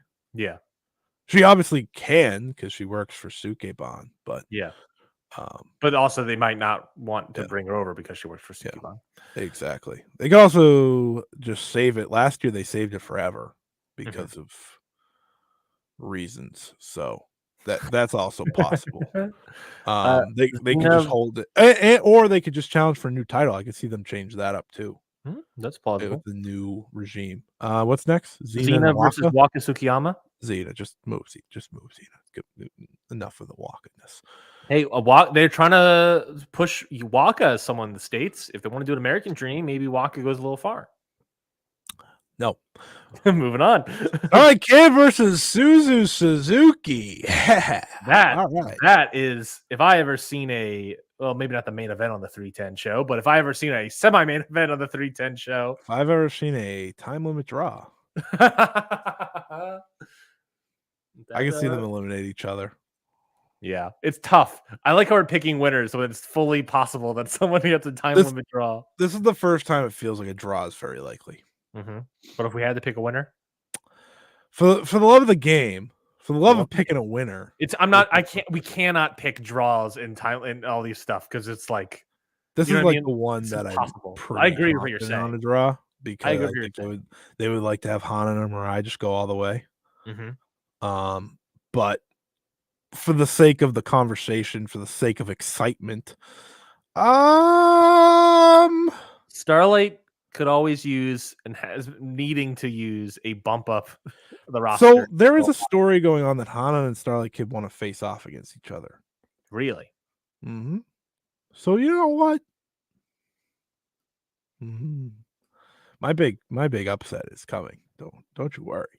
We'll go with Starlight Kid. I think based off of just how I'm watching like these shows, the Bushi Road management is more behind her than Suzuki. But hey, I mean, obviously they are because the rumor was they picked Micah to be world champion. Yeah, I was gonna say, I was like, well, I mean, they had their hand forced of who won the 5-star. Yeah, that was Rossi booking. No, really? Oh, then there we go. Then Rossi likes Suzuki and Bushi Road. I don't think Rossi wanted to give the title to Suzu like 7 different times. Yeah. So why not have Starlight?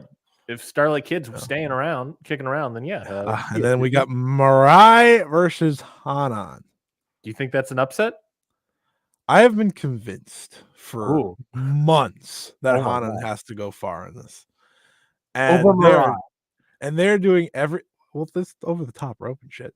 Good point. I forgot all this the Cinderella bullshit. Yeah. No, I mean, I think there is.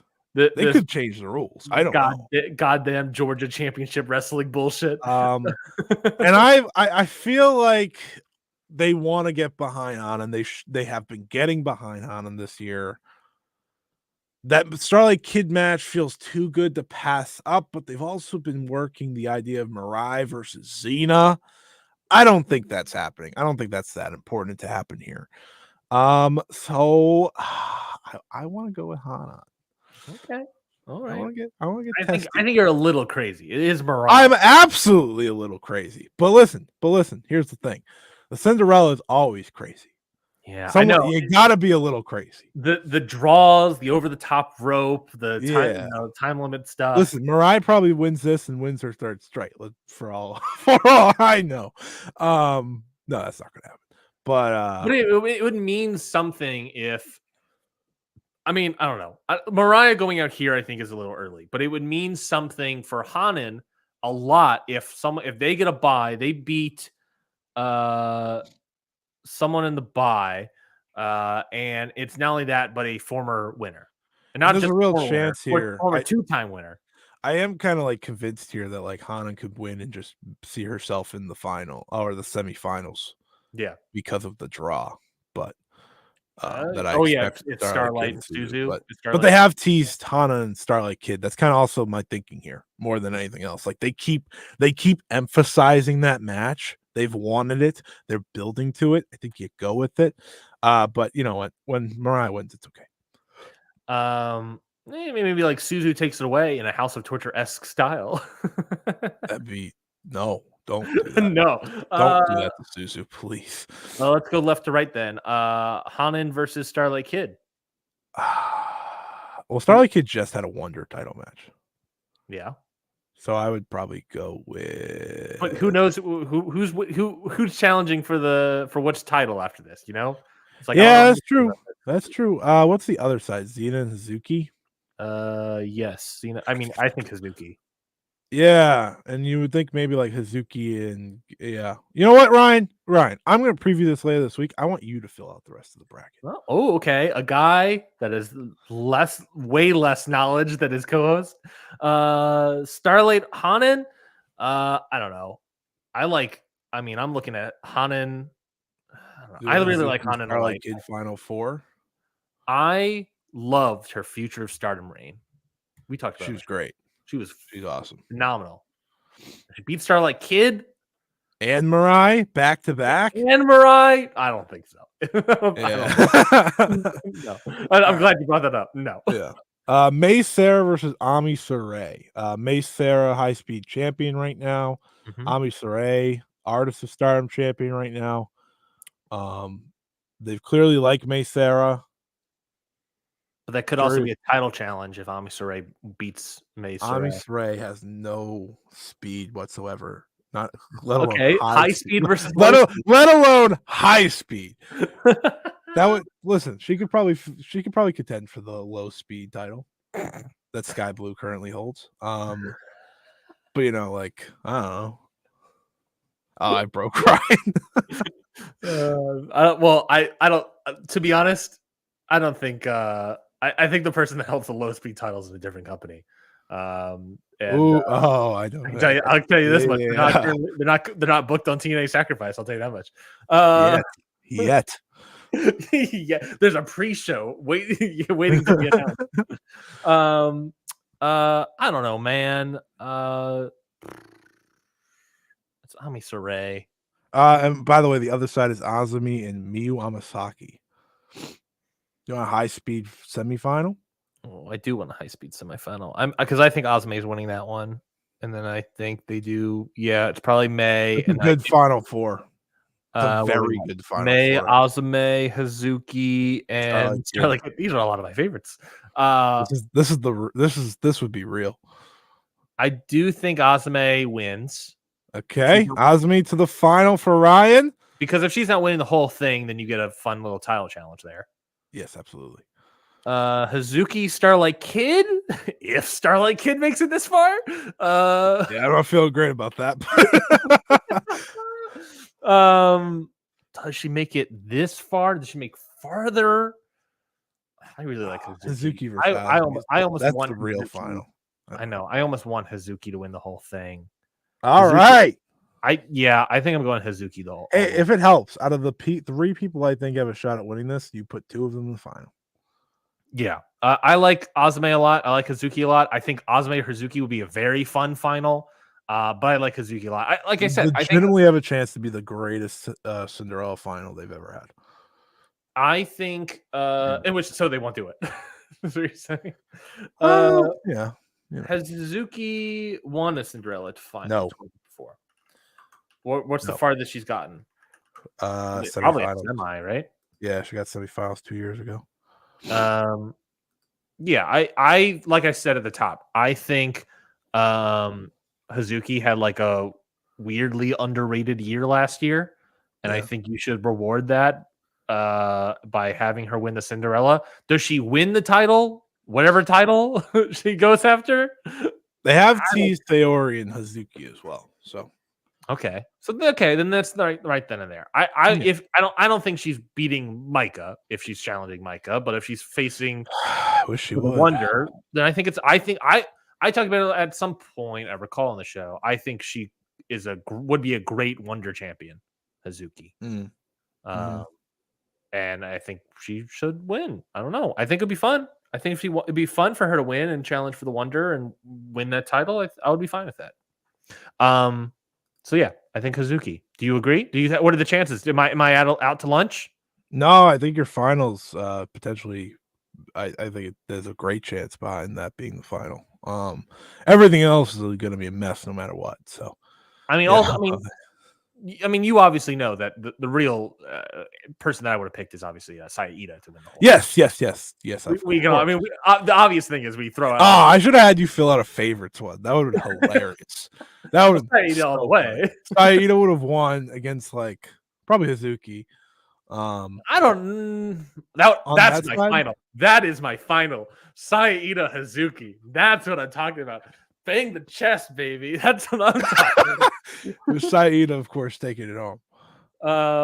There's obviously other stuff on these shows as well, and other stuff is very important stuff. 3-9, you got Natsupoi returning, team up with Saori Inu versus who is this? Big Hosh and Sari? I'm sorry. Yeah.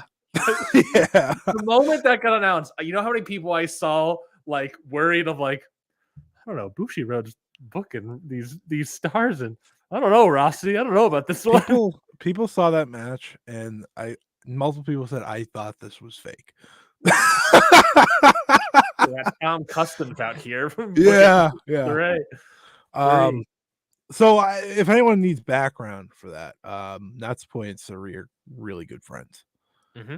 So it could be as easy Natsupoi being like, hey, can we make this happen? And Sari obviously being fine with that. And I fully expect that because listen, they're getting behind Natsupoi. Mm-hmm. This is someone that they are all in on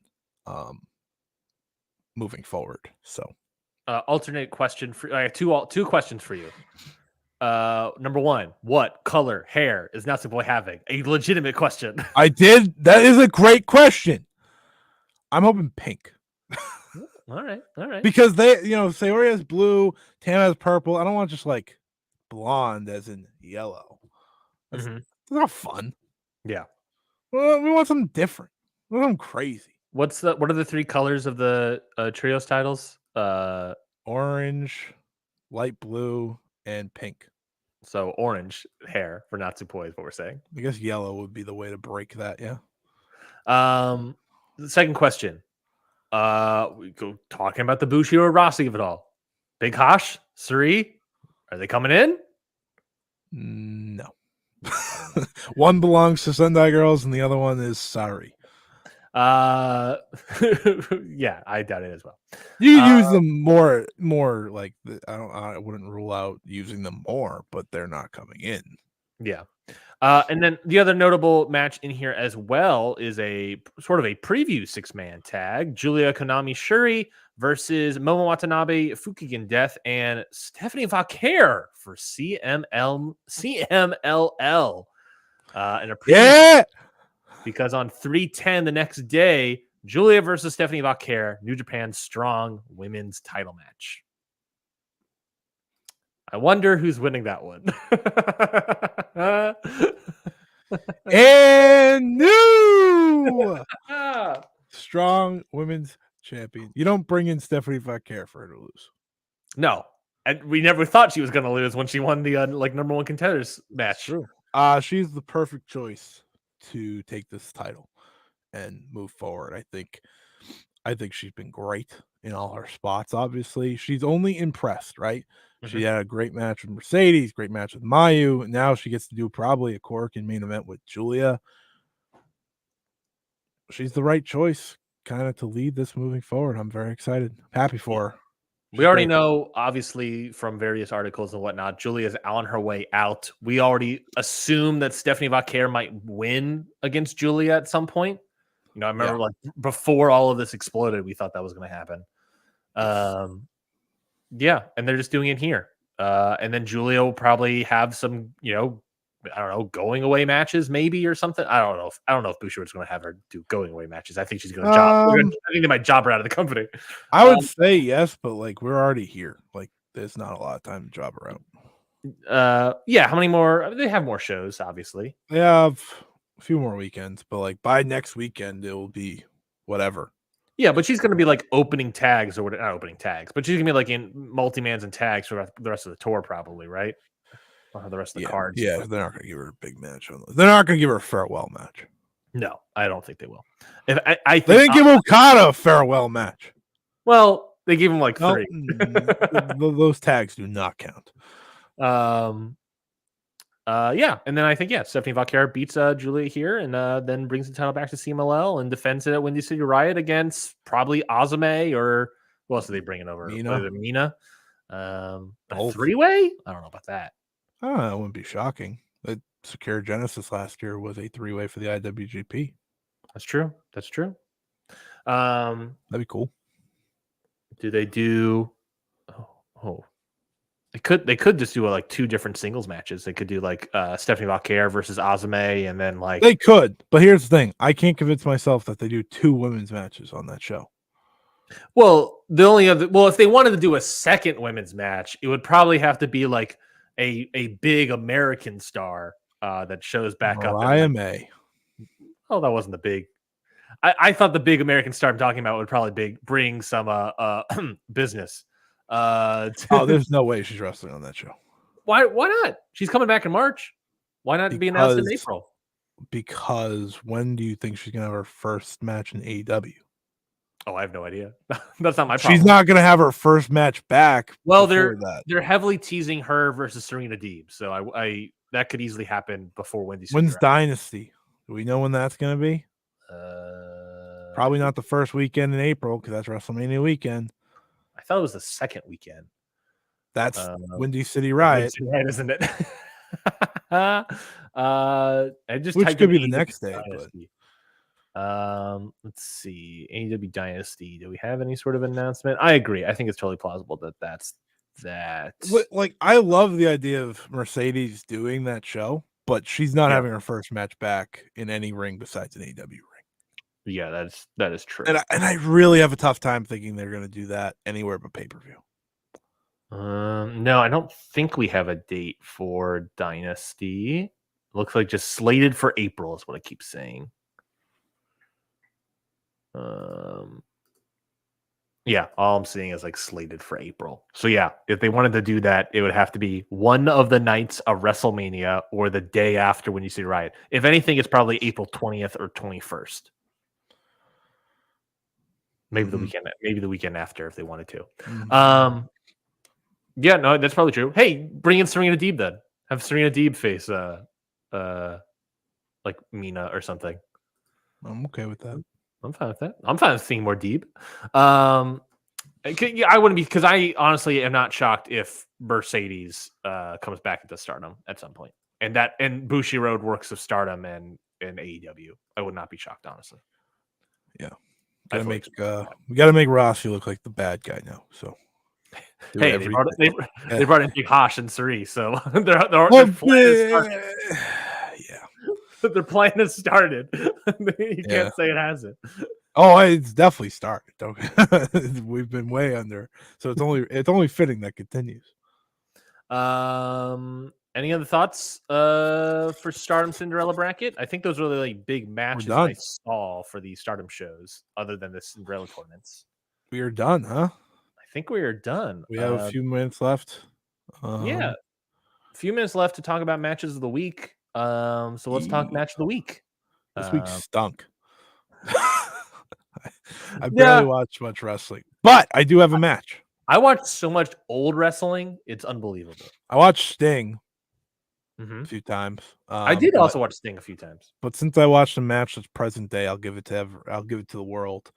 That was good. The Super Viernes main event: Mystico, Mascara Dorada, Atlantis Jr. versus Soberon Jr., Templario, and the CMLL World Heavyweight Champion Gran Guerrero. Match rocked. Did you watch the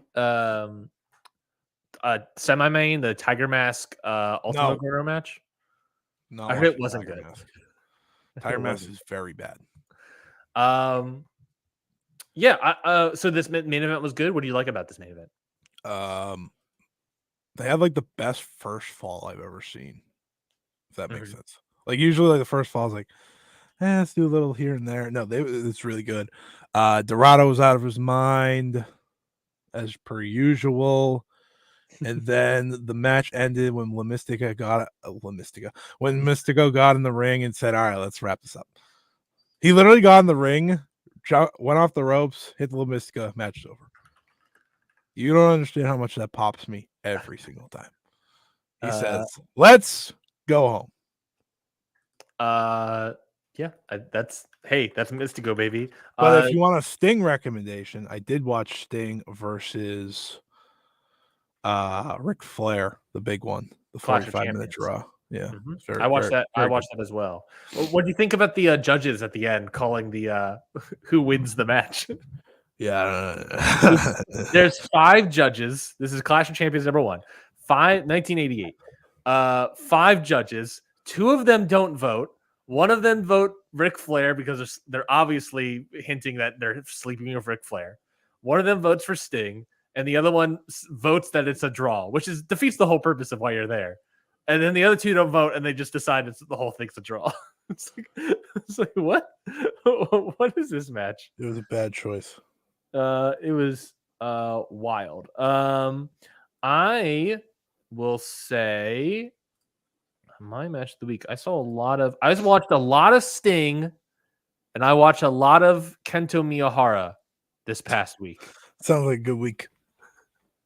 So you gave a Sting recommendation as well for Clash of Champions, which is a great match. Undoubtedly, like, you have to match. And now watching that match, 100% like that, it was the impetus of the Bryan Danielson MJF match, which I think Sting probably got more out of than MJF got out of Danielson, if that makes sense.